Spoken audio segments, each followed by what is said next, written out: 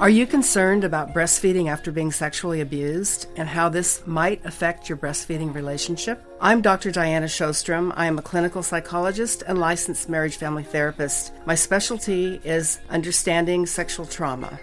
Today we are talking about being a survivor of sexual abuse and how this can affect our breastfeeding relationship. This is the Boob Group.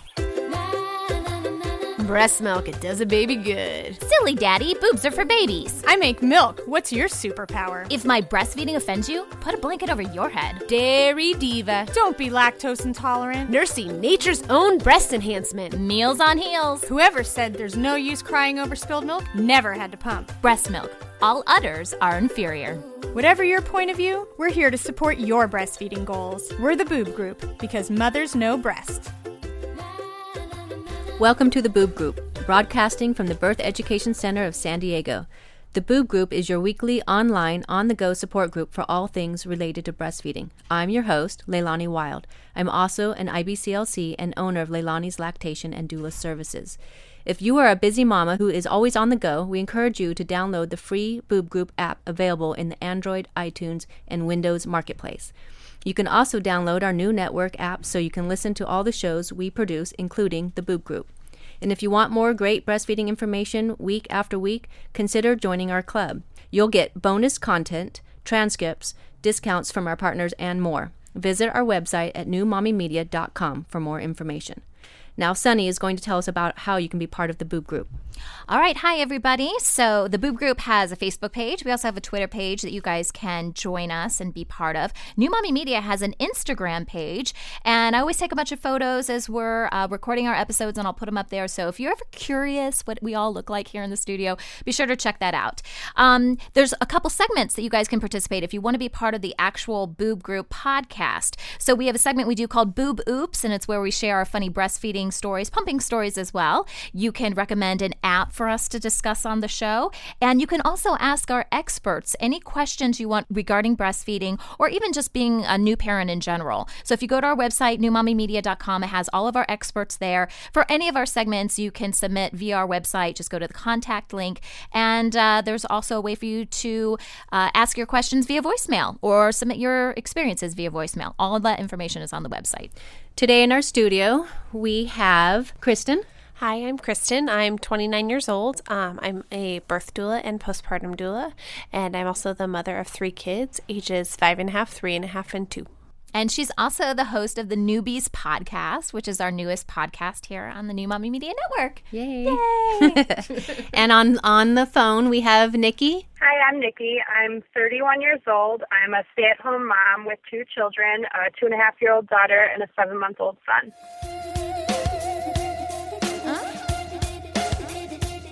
Okay, so before we kick off our show today, we have a news headline that I thought was interesting that I wanted to bring up. Many of you guys have heard of the Big Latch On that was earlier this month, and it's a way that women can publicly breastfeed, show their support, and they try to get as many mothers together in different locations to do that, and they actually try to break records with this. So it's a very pro-breastfeeding effort, and it ties into our news headline today because a mother had some photos taken of her at a Big Latch On event, and she wanted to have these photos printed. So she took them to her local Walmart, and this took place in New Hampshire. And the Walmart employee refused to develop the photos, citing that it was against company policy. And so she was really upset by that. Obviously, this is something that she's proud of and a memory that she wanted to preserve. I do have to say, though, that Walmart did come back and has since apologized and said that that was not okay that happened. But I put this on our Facebook page for the Boob Group to see if other people had experienced something like this. I guess I never really thought about it. I don't know that any selfies or any photos I've taken of breastfeeding has been done with my iPhone, and I haven't tried to get them developed. But what do you guys think about this? Are you surprised that they wouldn't do it? Kristen, what do you think? I'm not particularly surprised just because our culture still sexualizes women's breasts so much that we forget that one of their purposes is for feeding children. So I'm not particularly surprised. I am disappointed because I'm sure that kind of put a damper on this mom's proud moment to bring this in. And I'm sure she thought about taking him home where she was going to frame him or whatever she's going to do with them. So, and I don't know that we should necessarily feel like, well, we have to print all our pictures at home anytime we want to do something, related to breastfeeding. But I think it's also, something that companies need to really discuss. We're hearing about a lot of companies coming up, Target, for example, really being more supportive of breastfeeding. So I think now, especially because women are doing things like the latch on and being so vocal about, being able to breastfeed openly, I think a lot of companies are going to have to reevaluate their policies because these women aren't going to be quiet. They're not going to back off. So they're going to have to meet them where they're at or they're going to lose business. Right. Nikki, what do you think? It surprises me a little bit that in this day people aren't more accepting, but it doesn't shock me. It disappoints me that a mother's beautiful moment was probably tainted by that person's actions. And I think that it's important that as we hear stories like that, we rally around that mother and her right and ability to print those pictures and display that moment, because obviously it was important for her. I agree. Yeah. I can see a positive in all this, though, because it opens up the doors to more communication and more exposure. So this mom, she not only got her moment broadcasted worldwide, right? But now she has that to stand by to tell her child about how well she stood up for her rights, and they did rectify it. So in an essence, this has actually been a blessing in disguise. So I'm kind of glad about that. What I thought was interesting is that they didn't really say, Walmart didn't come out and say, no, we're now going to, print these type of photos. All the article says they did was apologize. So now I'm wondering if someone else tried to do this. I mean, Walmart's obviously a huge company, a huge business with locations all over the country. What would happen? You can self-develop too. So I'd bet no matter what, they had a lot of negative an experience to that from their standpoint. So I bet that they probably did have to print them. Yeah. I bet they did.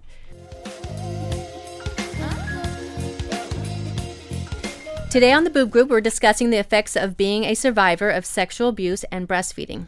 Our expert, Diana Shostrom, is a marriage and family therapist for over 40 years in private practice. She also specializes in helping survivors of sexual trauma. Thank you for joining us, Diana, and welcome to the show. Nice to be here. Hope I will be helpful. Oh, I'm sure you will. Thank you. Diana, how common is it to work with a mom who has a history of sexual abuse? Actually, it's very common. The latest statistic tells us that 1 in 3 women have a history of sexual abuse. So I see that quite frequently in my private practice.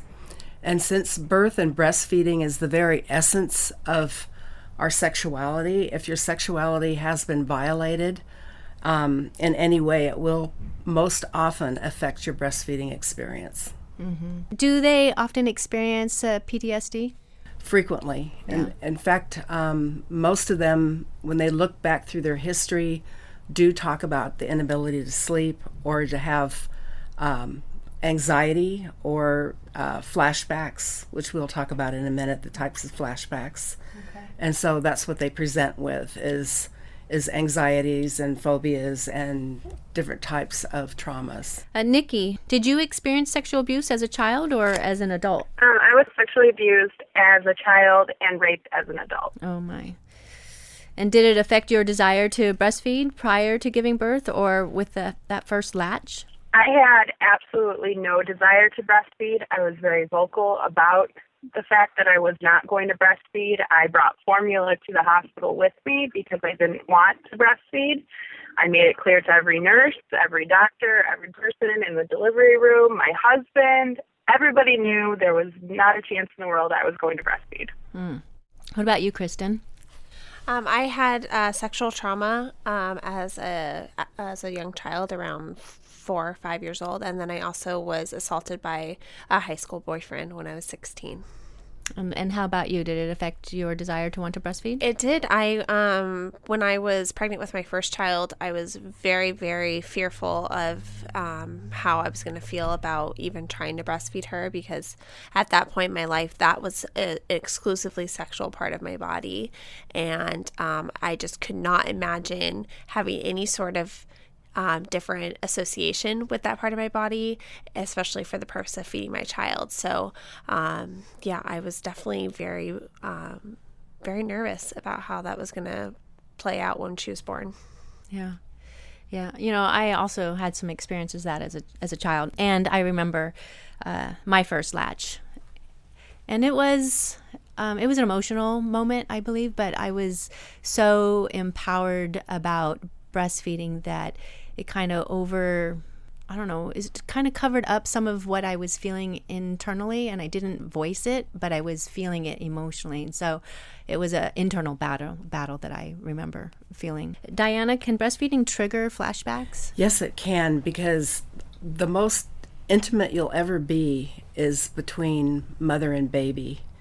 When the baby latches on, the heart of the mother literally connects with her pelvis. And in a healthy person that has not been violated, that is a very warm, nurturing, streaming kind of experience. So what's actually being damaged the most through sexual abuse is the ability to be okay with intimacy, and to feel that it's okay to have those feelings and to ground them and feel comfortable and graceful with them. Because if the baby picks up that you're uncomfortable, the baby will internalize that it has something to do with him or her. So what we're looking at here, I think, is how do we establish comfortable intimacy? Do the babies pick that up from the very beginning, or is that something as time goes on? I think I pick it up in utero, Okay. and it's really important when you're pregnant to admit out loud that you've been violated, but this has nothing to do with you, the baby, and that you're a good, strong, healthy adult, and that you're going to be working on these feelings, and you're going to work on being afraid and angry, and that this has nothing to do with the baby. And so right from the beginning, then the baby learns that feelings are okay, and mom's in charge. She will protect me. She's an adult, and she will process this. And it has nothing to do with me. Right. That's wonderful, too, because there's so many moms that are not in touch with that concept. Right. I remember taking a seminar course on how the babies connect with the moms in utero and how much they feel and actually can I don't know, in a way see. It's like it's an inside window, and it's really quite amazing. And I'm glad that you said that, because it's a reminder for me and for everyone out there that's listening. And it's more important not just to think it, but to say it out loud and really say what you mean and mean what you're saying, and to really feel the honor of being a mother and the responsibility to tell your truth out loud and to deal with things. Nikki, did you experience any flashbacks? I did.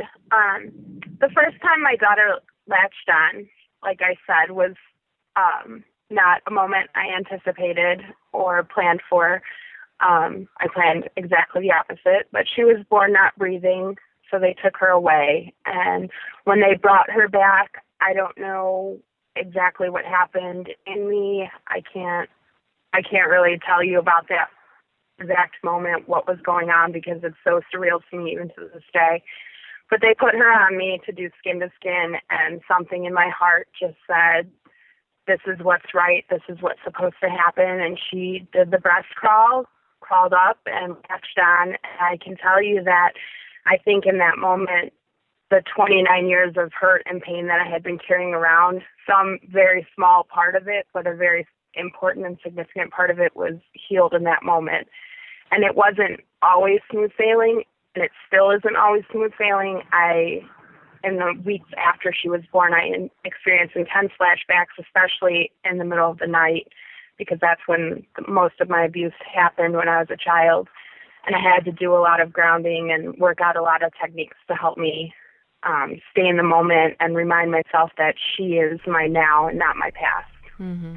That's great. How about you, Kristen? I don't remember having vivid flashbacks. I do remember having anxiety attacks, both while I was still pregnant and afterwards, just because I also had a traumatic birth experience. So I think that really, why I'm trying to breastfeed and take care of an infant, made it even more so because I couldn't address what I was going through because I had someone else depending on me.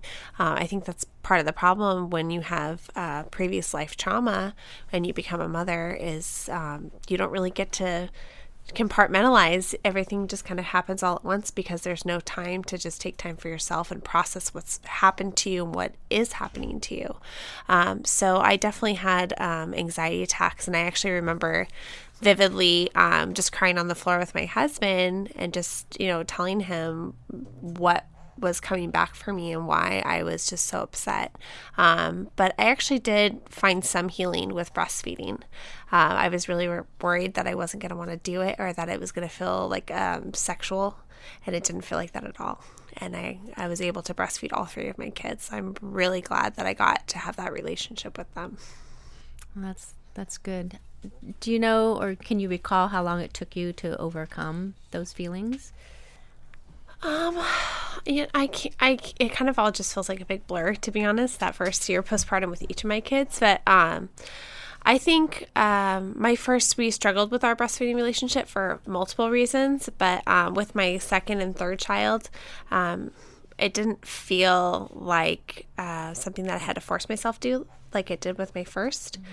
With my second and third, it just felt like something natural to do. So I think just going through that process with my first, and she was my learning curve. Sorry, baby girl. But she and I healed each other. That's beautiful. Yeah. And Nikki, how about you? Do you recall how long it took you to overcome those feelings, those flashbacks, and making it all okay? Honestly, I still struggle with these things sometimes. I experienced sort of a resurgence of everything when my son was born, and I think a lot of it had to do with the fact that he is a male, albeit a very small one, but he is still a male, so I had to almost deal with everything again and try to again find techniques to work through it because it brought up some of those same feelings. And still to this day, I'm still nursing my 2.5-year-old. I'm still nursing my 7-month-old. Sometimes I'm tandem nursing them, and I still have to use these techniques sometimes when anxiety or flashbacks hit me. So I think it's just something I'm just going to struggle with, but it's something that I'm committed to working through and maybe someday overcoming. Mm-hmm. Diana, do you have something to add? Yes, you have to realize that your body contains emotion, especially anger and fear, is cumulative. It stays in your viscera and your muscles and your skeletal system. And if you don't literally discharge it out of your body, you will carry it, and then it will get re-stimulated every time you nurse or every time you think about it or every time you have a flashback. And often that's why you're having flashbacks, is the body's trying to get you to process those feelings literally out of your body so you can get grounded and then authentically get over it so it doesn't keep reoccurring. And a lot of women don't know how to discharge that feeling.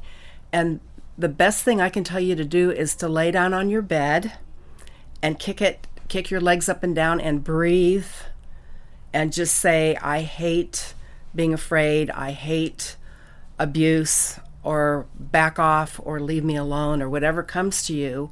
As long as you're kicking and only using your legs and breathing, you will not overwhelm yourself or get yourself into trouble. It will actually drain the anger and fear out of your body and discharge it out your feet. So it goes out your feet, out into the universe, rather than you carrying it around for the rest of your life and being the container of the negativity and the fear and the abuse. It's not, you didn't sign up for the abuse, you didn't cause it, you didn't deserve it. It's not your job to contain it and carry it around. It's your job to release it and let it go. Well, when we come back, we will discuss with Diana what we can do to establish a positive experience with breastfeeding and the tools along with knowing where to get the right support. We will be right back.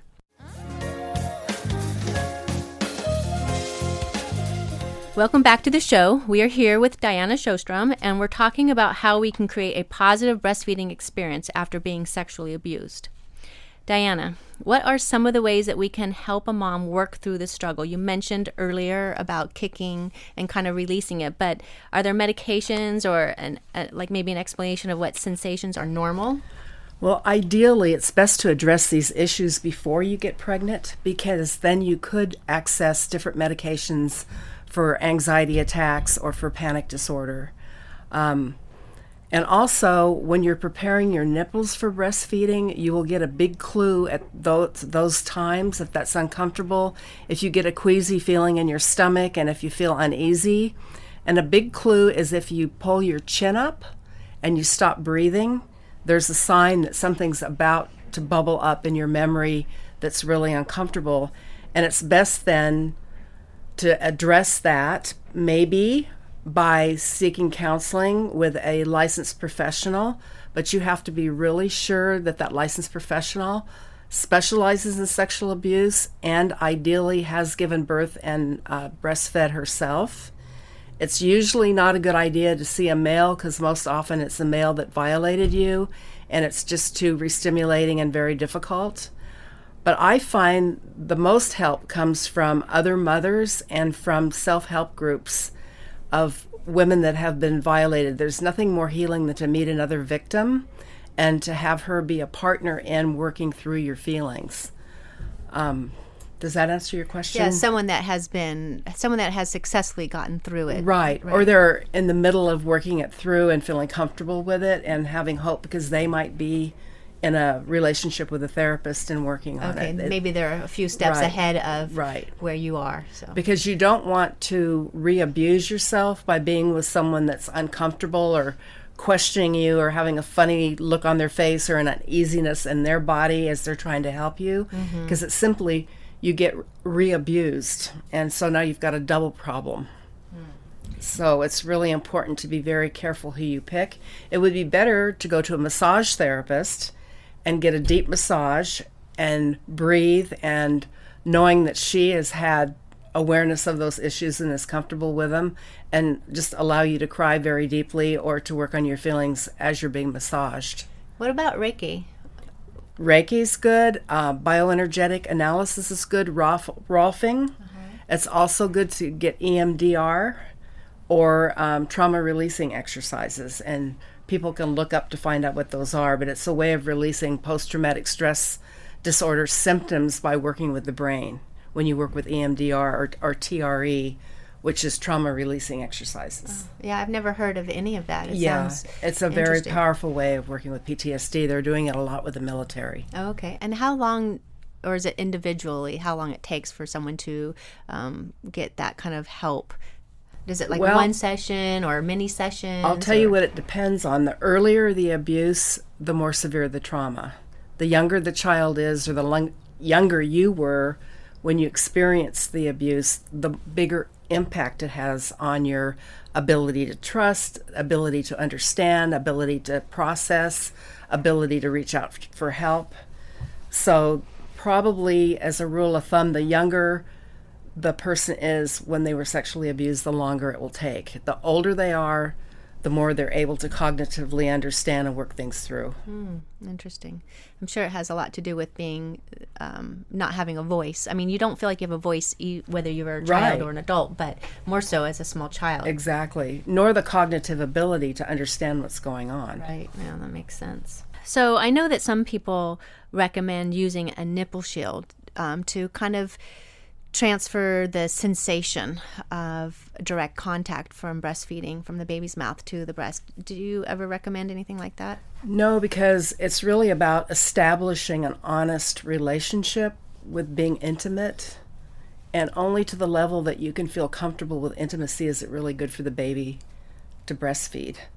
In fact, I feel that bottle feeding, if a woman cannot establish feeling okay and relaxed and being able to breathe and enjoy and feeling peaceful and good about the breastfeeding, it would be better to bottle feed and feel relaxed and comfortable and feel that joy and goodness that she can transmit to the child. Because the most important thing is to be able to open your heart and be comfortable with the intimacy and let that flow into the child.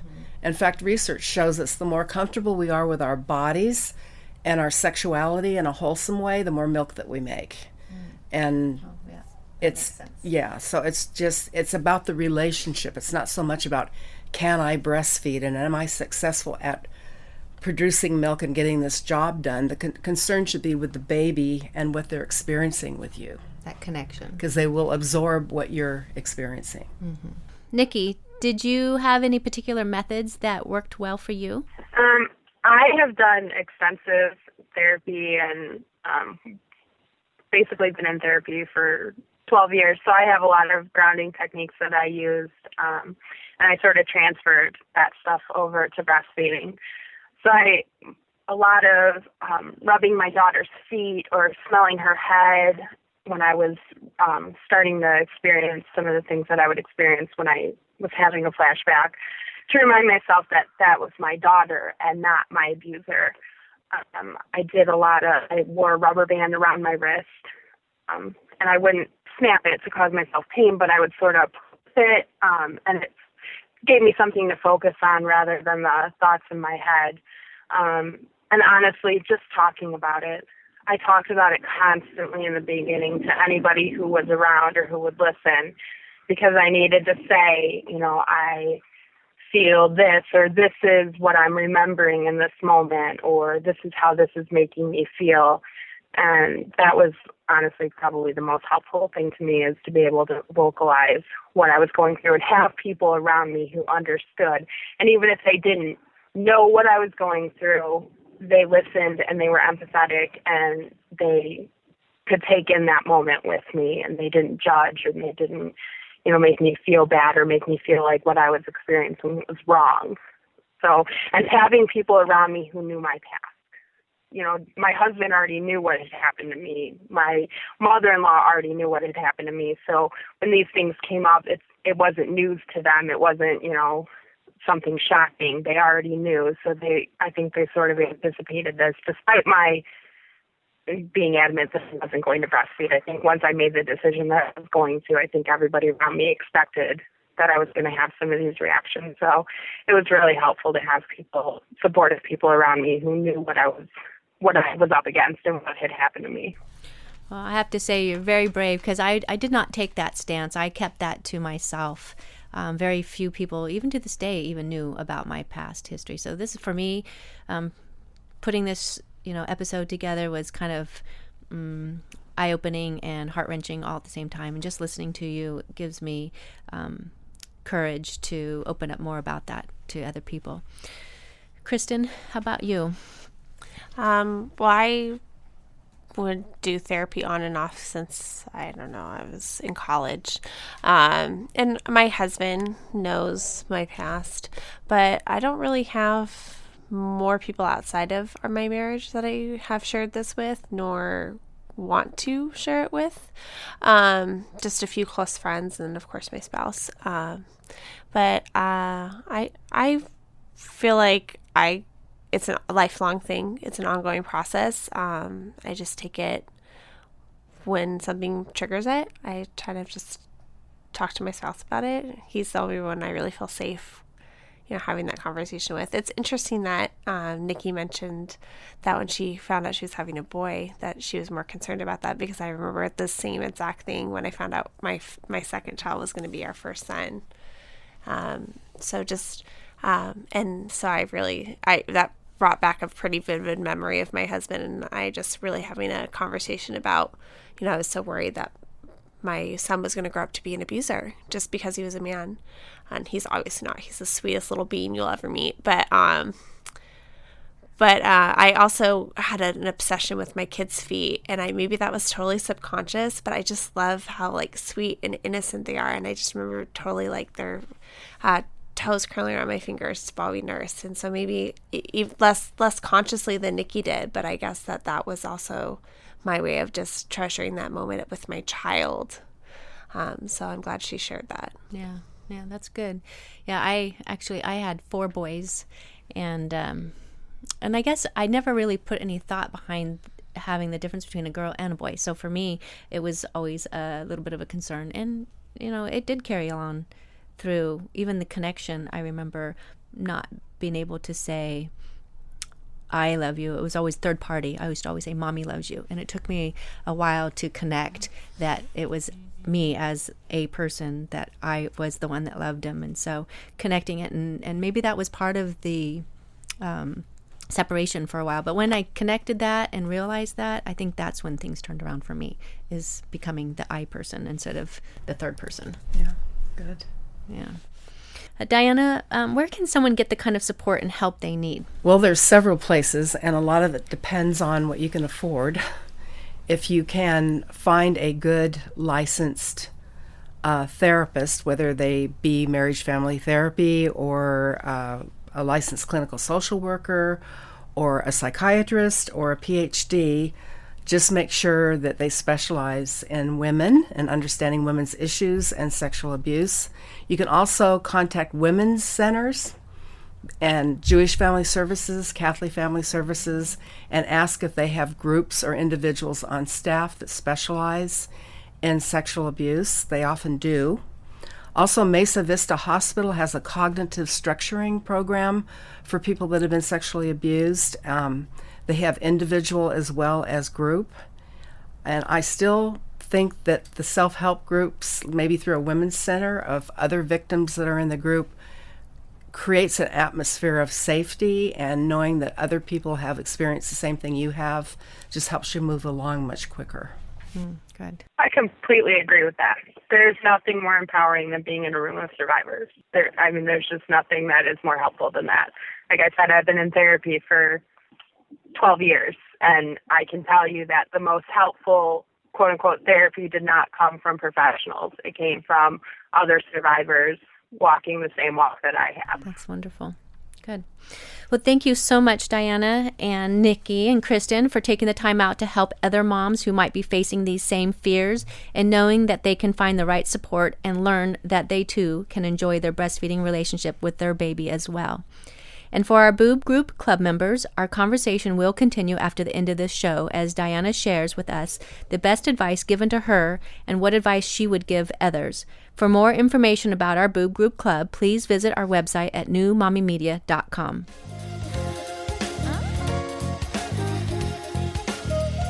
Hello, Boob Group listeners. I'm Amber McCann, an international board-certified lactation consultant and the owner of Nourish Breastfeeding Support just outside of Washington, D.C. I'm here to answer some of your most common questions when it comes to finding quality breastfeeding resources online, such as, Google isn't cutting it. Where can I find some face-to-face support? Even though I distinctly remember, quote, the day the internet came to town at my college, I would consider myself a digital native. I tend to check my email before I even get out of bed, and my online life sometimes gets in the way of real life. Even before my first child was born, I went straight to the internet for information and support. But as wonderful as that help was, it simply couldn't replace sitting face-to-face with another breastfeeding mother who would tell me, you can do this. But finding that kind of support can be confusing. I needed quick and easy access to schedules and locations for such meetings. Enter Breastfeeding USA. They are a new and growing mother-to-mother support organization that recognizes that you, the breastfeeding mother, are online and also need in-person support. They'll help you along and engage you on Facebook and Twitter. Check them out at www.breastfeedingusa.org and click on the Find Breastfeeding Counselor button. Thank you for listening. I'm Amber McCann, and I'd love for you to check out my website at www.nourishbreastfeeding.com for more information about my business and a little bit about where to get connected with great online breastfeeding support. Or you can join me on my Facebook page at www.facebook.com/nourishbreastfeeding. And if you have a great online breastfeeding resource you'd like us to know about, please send me an email to amber@nourishbreastfeeding.com or share it on the Boob Group Facebook page. Be sure to listen to the Boob Group each week for more fantastic conversations about breastfeeding and how to find great breastfeeding support. That wraps up our show for today. We appreciate you listening to the Boob Group. Don't forget to check out our sister show, Preggy Pals for expecting parents, Parent Savers for moms and dads with infants and toddlers, Twin Talks for parents with multiples, and our new show, Newbies, for postpartum moms during baby's first year. Thanks for listening to the Boob Group, your judgment-free breastfeeding resource. This has been a New Mommy Media production. The information and material contained in this episode are presented for educational purposes only. Statements and opinions expressed in this episode are not necessarily those of New Mommy Media and should not be considered facts. While such information and materials are believed to be accurate, it is not intended to replace or substitute for professional medical advice or care, and should not be used for diagnosing or treating healthcare problem or disease or prescribing any medication. If you have questions or concerns regarding your physical or mental health or the health of your baby, please seek assistance from a qualified healthcare provider. New Mommy Media is expanding our lineup of shows for new and expecting parents. If you have an idea for a new series, or if you're a business or organization interested in joining our network of shows through a co-branded podcast, visit newmommymedia.com.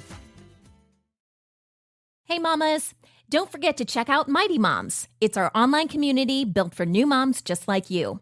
Not only can you connect with other moms, but you can also join us backstage for special mom-only online events. And you'll also be notified when we're recording so you can join us as a special guest. Visit our website, newmommymedia.com, and click on the Mighty Moms banner. It's free. That's newmommymedia.com. See you there.